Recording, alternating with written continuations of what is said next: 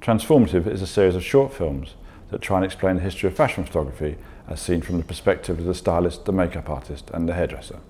I do get often, for models that have worked with me before, if I'm they take a deep breath, they walk in. Oh, it's just hair again, cool, we're going to leave blue again. I'm going to be stained when I get out of here again. Have you ever been intimidated by a model? Do you think, oh no, I really can't ask them to do this? I suppose perhaps only if they're young, right. I think. Oh, really? When I say intimidated, not intimidated, you know, because everyone, being a model's, I'm sure you have to put up with a lot, and I think people don't realise, especially if you're doing a lot of beauty as a model, actually how painful it can be. Yeah. Taking off eye makeup 6 times to have it put on again. People don't realise that these girls leave the shoots with like rings of red around their eyes, so I completely appreciate when models get tired and a bit pissed off, because of that. But I meant more, have you been intimidated by the thing? Okay, so I've got, let's pick a good current model. I've got Carly Kloss in front of me. I'm going to put something on, I'm going to tie up a tongue or whatever. Is there any kind of feeling like... Natasha Polly I shot once. Right. And I suppose I was just...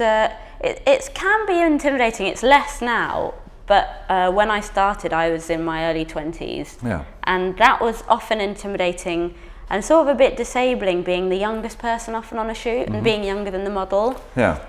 And especially if you've got a model who's a supermodel, and there's like some young 20-year-old with a kit and her mates, and they're just like, hang on a minute, what's going on here? I think I found that often a bit difficult, and that was just because it can be really difficult being the youngest person on a set when you're trying to be a professional. Yeah. So that's really the only time. But especially when you're asking them to do things which are quite clearly out of what they normally get asked to do. Yeah, painting faces and a lot of models, obviously, there's hygiene involved and they want everything to be extremely clean and it should be anyway. But I just mean there's a lot of pressure when you have somebody who has really high expectations that they won't just say, right, I'm leaving. So do you get that, because there must be a point where they're looking at themselves in the mirror, you're kind of walking around them. Do you ever sort of look into the eyes and think, what on earth is this girl thinking I'm doing to her? Yeah, all the time, all the time.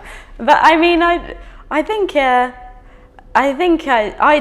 definitely don't take I hope myself too seriously, and I think if they're aware of that, and they know that I'm happy to be screamed at, I'm not going to start crying, and happy to like hold their emotion if they're feeling emotional about what's going on, you get a much better response off someone, Yeah.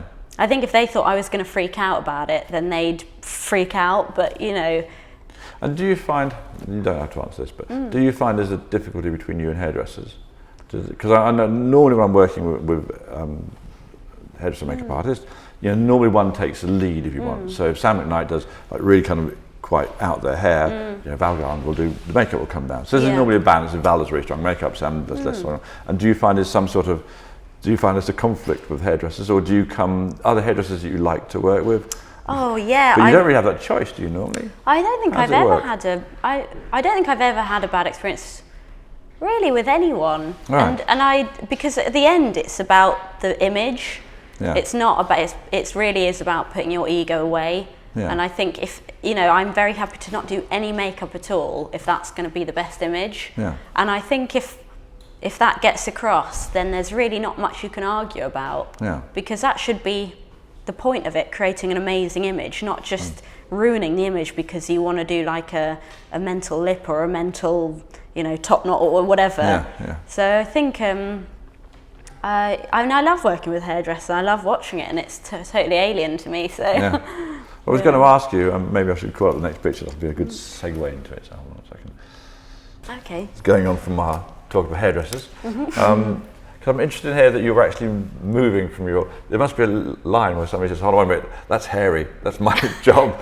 Yeah. They're kind of, sort of creeping into somebody else's department. Which is actually not the main thing I'm interested in that, but en passant, I'm kind of interested a little bit of that relationship with hairdressers. But you're saying there's no... No, not really. And Yeah, I think a good relationship, yeah. And I'm really respectful of them. Love to, and always ask their opinion, actually. Right. I think that's important. Again, they're not doing makeup. No. And they don't have that background, but they're in and around it every day. So it's important to ask a hairstylist on their opinion of the makeup. So tell me a little bit about this, please. So that was for Christopher Shannon's last collection show. And we kind of made that up on the morning of the show. Sorry. Like everybody else. Well, we always have tests before and kind of talk about it, but it was a bit of a tricky one. We weren't really sure what we were going to do. The idea was that he wanted it to be kind of about foam party, and that was more of a hair-led thing anyway. Right. Because he mentioned, could we do foam on the face? And again, sometimes you just got to say no. I wouldn't put foam on the face if I thought it was going to look stupid or not work, just for the sake of it, sort of thing. And what did you think? Do you think it wouldn't work, or do you think it looked stupid? It's great in the hair and it makes sense. Yeah. And but still, it seemed like a bit of a shame to waste an opportunity when it's a menswear show. And again, in the back of my mind, I always think, what can I do for me, or what will look good on Instagram? Yeah. And actually we had a discussion about bushy eyebrows. Yeah. And of course you'd never see something like this if you're sitting in even in the front row of a show. It's kind of, the detail's too small, but you always get the beauty close-ups. Yeah. So I kind of thought, well, I've got this idea about putting these individual eyelashes in the eyebrows. I'm sure I'll get some great beauty close-ups. I may as well use this advantage of that. So I'm kind of interested where that thought process comes from, and I'm not sure I'm being direct enough, but how do you think of, we need to put eyelashes in the eyebrows? Does it come from a sort of, it happened to me once, or does it come from a sort of, I'd like he said, what about just brushing the eyebrows up and making them bushy? Yeah. And I could have done that and it would have been boring. Yeah. Or the process was literally like, how could I make a bushy eyebrow more interesting? Right. Make it even more bushy, and that seemed to be. I had all these individual eyelashes, and I sent one of my assistants to run down to Ricky's, which is a hairdresser, hair and makeup salon, shop, whatever, down the road, and said, can you just get 20 packets of individual eyelashes and bring them back? This is in the middle of the show. Right. So she ran off and did it, and I did that. Do you ever get nervous? So before a Christopher Shannon show, walking in without an idea, do you ever get nervous? Is fear part of your life? Not really. Right. No, not really. Because I suppose if I hadn't done anything for the show and I just brushed the eyebrows up, it would have been fine. I wouldn't have had a moment, and that's fine. I'm not bothered. Right. But if I can have one, then I'll try and go for it. Yeah. I just think this thing of people saying, you only get, one opportunity, I just don't believe in. Right. What do people say?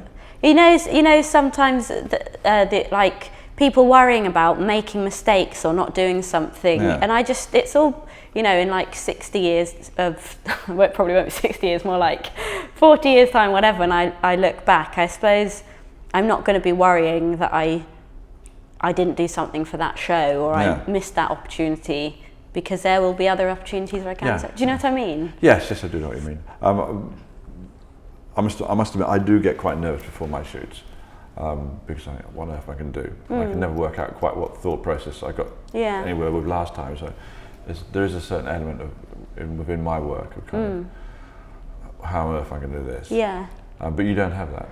I guess I don't have it because I always ask people. Yeah. If I don't have an idea, or I don't get something, because often you'll turn up on a shoot and the stylist and photographer will have had a big discussion, they'll understand and they'll visualize the story and they'll get it, and you'll turn up and it might be explained to you, and you might not get it, or you might not be able to get your head around what they're envisioning. Yeah. And that can be really stifling but you just got to keep asking and ask the photographer, how are you actually seeing this makeup? Or the stylist, how would you do it? And that's why I don't get nervous, because I think the more you ask questions about something or someone else's opinion, you'll get there in the end, I think, It doesn't have to be, I think the pressure doesn't, you don't have to feel under pressure. Right. Yeah. Okay, excellent. I don't know, sorry. Perfectly fine answer.